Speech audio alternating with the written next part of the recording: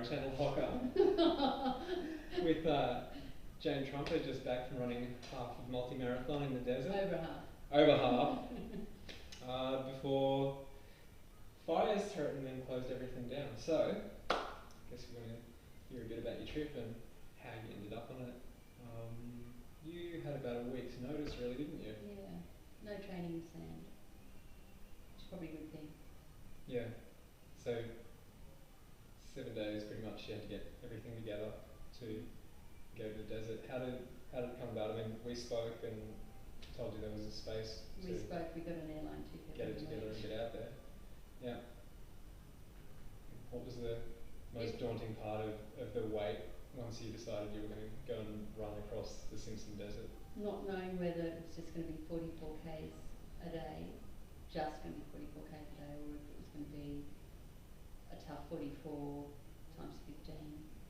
And I think the thing I didn't really think about was sleeping in a tent with a bunch of snorers. So did that become part of the thing of thinking, yeah, I need to be fresh for tomorrow, sleep's important? I mean, you've done you've done over 100 ultras and marathons. Yeah. Multi-day stage races, not really? No. Never before? No.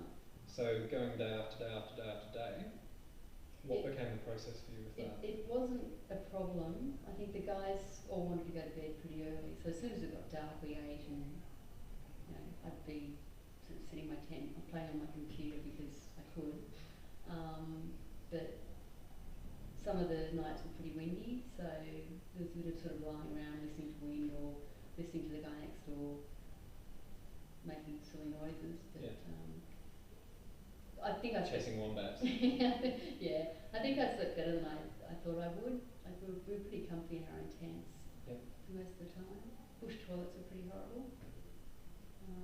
They should be the bush toilets. Yeah, the terrain was probably, the first few days were pretty easy. It was pretty flat. Then it got pretty rocky, which didn't seem to be much of a problem. I think we were all taking it pretty carefully. Just didn't want to roll an ankle or do anything like that. Yeah, just wanted to build way. Yeah. And what were the elements like? I mean, was there a big range? Was it freezing at night, scorching in the day? It was never. I was never really cold. It was cool in the morning, but it would have been better to have been a bit cooler during the day. Yeah. Would you have liked to be starting earlier? Was that? Yeah, it would have been good to sort of maybe start at 6 a.m. I think if I had my choice, I would have done more Ks and made the trip shorter. Yeah. 15 days, I think, probably gets a bit monotonous. It'd be nice to sort of, knock it over in 10. I saw that one of the guys on Cool Runnings has already gone to the race forum and said that, you guys all want to get back with the crew and go and do it faster. Yeah. And the four-wheel drive guys that were supporting us were absolutely fantastic, and I think they were really getting into it. Sort of, the last 2 days we all finished together, which was really nice. It was sort of like, well, we've got another 7 days to do. Yeah. Let's just hang together and sort of push each other on a little bit. I think working out whether the sand dunes were going to get a lot tougher or just a little bit tougher was sort of an issue that I sort of want to be pretty conservative. Yeah. And not, I didn't wake up once feeling my quads or not being able to roll up my sleeping mat, and all the stuff we had to do with our tents. But so I felt pretty fresh on day 8 when we finished. did you have to do right across your nutrition? Was that a big thing, or no more than normal? Was it just eat how you feel?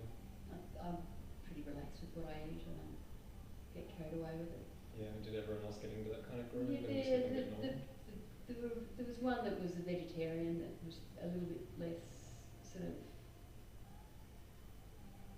The 5 that were still running at the end were all pretty relaxed. We really didn't care what we ate, and the crew would cook and we'd eat whatever they gave us. Yeah, so you basically became like the Simpson Desert running group.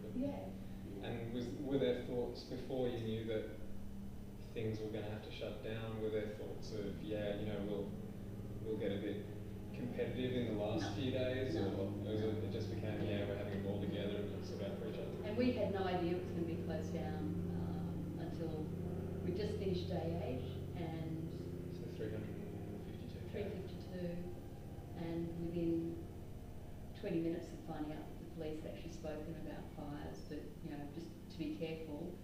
Another phone call 20 minutes later, get out of there. So there was no discretion allowed. It was just There was no choice. It was just go.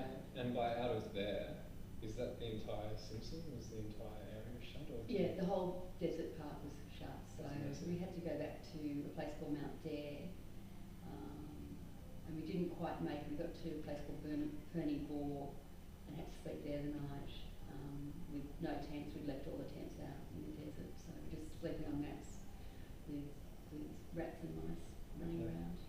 So I mean, you're past halfway because you're running 650 k's all up. You're 352 k. You've stopped. There's a possibility things aren't going to go the way they were expected, and within 20 minutes, you've got someone saying, "You guys are out." That's it, yeah. What was your feeling? I was pretty upset, but when we got back to Mount Dare, I was sort of thinking maybe the wind will change or whatever's been burnt is burnt. We can go back in and finish it. So I think I was probably more positive than everyone else, and then we basically got told the park was shut till at least Tuesday, and it's still shut now. This was on a Saturday. Friday, I think. Yeah. And then on the website, the park's website, it said that it was closed till at least Wednesday, and they were reassessing on Wednesday. So yeah, just nowhere to hang out that night. No. How was everyone else feeling? I mean, it sounds like there was a bit of different feelings across the five of us all want to get back out there and do it again, which is pretty ironic because it's 650 and 350, so it's like 1,000 k's across the desert, but only one set of bragging rights really. But the flights we've all got mean that we've got 12 months to use the flight from Birdsville back to Brisbane. So I think some of the guys have got till July to use that again. So it'd be nice to plan it for May or June or something. Yeah, right. Which might be a better time and be cool. Less threat of fire. Yeah. And hopefully vegetation's all gone now. Yeah. I mean, what was there any? I mean, was there any dark patch? Because a lot of people think of running long stuff, and at some point you dig in somewhere dark and ugly and have to get back out. Did that happen for everybody? Was that? No. Yeah. No. I was quite, I was absolutely convinced that we were all going to finish because we were all pretty relaxed about how we were running. The last day was hours longer than the day before because it was probably 43. And I think we finished in 7 hours and 19 minutes. So. And you could smell smoke at that stage. Yeah, it was hot. It was really hot. How was that to actually be in that heat and smelling smoke and thinking about producing events? I never thought our safety was at risk, but when you look at where the fires are, I think we got out at the right time. Yeah, that's crucial. And what do you think is your biggest takeaway from this as an experience? And because you're always looking for. Yeah, I didn't even think of doing this a month ago, so I think now it's just on my hit list. I've just got to get it over and done with as quickly as possible. I know what to expect. Took far too much gear with me. We were running in the same running clothes for 3 or 4 days in a row with no shower. It's just like, well, here we are. We're all going to smell pretty bad by the end of it. So there's no point in one person being fresh. I'd probably take half the amount of gear that I took. And I know what the dunes are like now. I know what to expect. Yeah. What would you say to other ultra runners about this sort of thing, like multi-day stage stuff? And there are events that a lot of people call stunt runs. How would you characterise it, and what would you say to people thinking about doing it or not doing it? I think doing something like this, when the 5 of us actually do it again, we'll be doing probably more Ks per day to try and get it over and done with in 10 days, not 15. I think it's pretty achievable to do 65 Ks a day, especially in the beginning because it was pretty flat. But I think I was pretty lucky because the five of us got on really, really well, and we didn't know each other, so it could have been a disaster. So there's some friendships coming out of there, and yeah, you're quite impressed with the satellite guy. Sounds like a pretty good guy. Yeah, except when he was defacing my Facebook. Yeah, really? How did he deface your Facebook? Alexander Turner's gorgeous, and Alexander Turner's more gorgeous than he was yesterday. See, because that sounded so like something you'd say, I just assumed that was you. Okay, so I've got to ask you, how'd your hockers go? The hockers were brilliant. Yeah, and you went in the Bondi's? I went in the Bondi's and never got a grain of sand in them. I just wore my little dirty girl gaiters. The other guys all had their 4 deserts, you know, big heavy duty gaiters. They were fantastic. Didn't feel a rock underneath, no blisters. And everyone else seemed happy. You said Yeah, well, that story about Barry going in there. when Barry pulled out, there were 6 runners doing the 44 k's a day, and 4 of us were in hockers. And when Barry pulled out, one of the other 2 that weren't in hockers basically just grabbed his shoes and put them on, and he didn't take them off. He's taken them home with him. No mercy for the poor one. He was quite happy because he was feeling the rocks under his feet. And he'd just been in more standard. Yeah, can't remember exactly what he was wearing. Yeah. But so everyone was quite happy because a few of those pairs were quite new when they chucked them on. yeah, I think one of them might have been half a size too small, but he didn't stop wearing them. Yeah. So. Cool.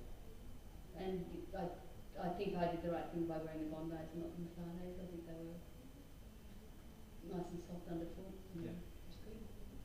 Yeah, cool. Is there anything else that you'd because I mean you got quite a following. I noticed you had within 3 or 4 days of starting to post on ultrasmall.wordpress.com, you had That about he fixed up for me. She wrote on that you had about 200 hits a day quite consistently, and a lot of followers, a lot of people getting really interactive with your trip and wanting to find out what was going on. Like I know for myself, there was a day, I think day 7, because we hadn't heard from you, so we just put a picture on there as a placeholder until one of your stories came through, and then didn't hear from you again for a bit, and we were just going, what's going on? We're in the desert. I know you're in the desert. You're in the desert with a satellite dish. I was just worried whether you'd gone into they're really caring what kind of space or what was going on. How was that all for you to be interacting with everyone back in Sydney or Victoria as well? It was pretty hard at one stage because you were bugging me for photos, and it took me 45 minutes to get one photo downloaded. Really? So, yeah. So the dish, because the guys were trying to get videos and stuff on. So I'm sitting in my tent while everyone else is snoring, trying to get a photo. Oh, really? So. Wow, that all needs work, doesn't it? Okay. So yeah, I've got plenty more photos, but you just haven't got them yet. Did you get to think about that? Was that something that you thought about when you were doing your run during the day? Oh, what am I going to say about this one later? Or yeah, and one of the guys was sort of writing a fair bit, and I sort of talked to him and said, I didn't even think about the snake that ran over my foot, or the rats at Perny Bore, and so he's sort of he was good to talk to because he'd remember things that I didn't remember. Yeah. And he also. One of the guys had blisters on his toes that we were fixing sort of pretty regularly, and I think he'll be a fan of Ingingy from now on too. Luckily his foot was a lot bigger than mine, so I could keep mine clean and dry. But, Ingingy also came to the party and helped you out with a lot of gear, which was really cool too. And most of it I was keeping for the finish, like the finished photo, which I didn't get. So. You have to go and rub it in the dirt so you look like you did something. The sand's not quite as red here, unfortunately. Yeah, this is true. Okay, so is there anything you want to say to all the crew who followed you before? Yeah, thanks guys. Sorry I was a little bit out of touch, but I wasn't at